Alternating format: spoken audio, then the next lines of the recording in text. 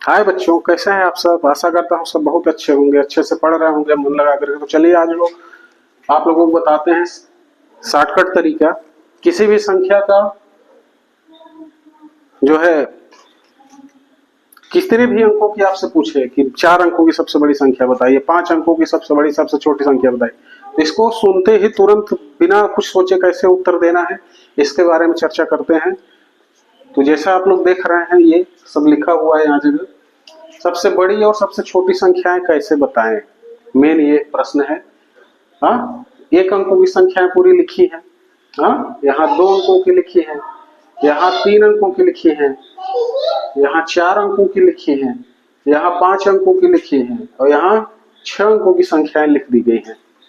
तो अगर आपको 1 अंकों की सबसे बड़ी संख्या अगर पूछता है कोई, तो सीधे 1 बार 9 लिख दीजिए।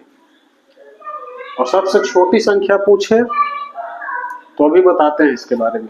2 अंकों की पूछे सबसे बड़ी संख्या तो 2 बार 9 लिख दीजिए। 3 अंकों की सबसे बड़ी संख्या पूछे 3 बार 9 लिख दीजिए। 4 अंकों की पूछे 4 बार लिख दीजिए। 100 अंकों की पूछे 100 बार 9 लिख दीजिए। ये तो बड़ी संख्या प्राप्त करने का तरीका है, शॉर्टकट ट्रिक।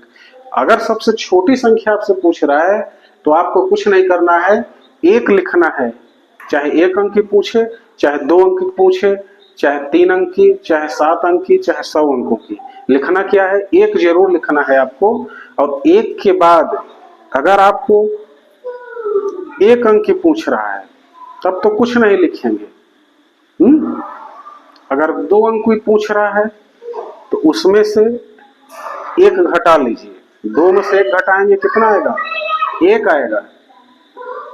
1 आएगा तो 1 बार 0 लिख देना है। चलिए मैं समझाता हूं। देखिए 2 अंकों की सबसे छोटी संख्या क्या होगा, 1 जरूर लिखना है। इसके बाद 2 अंकों के पूछ रहा है तो 2 से 1 कम कर दीजिए, क्या आएगा 1।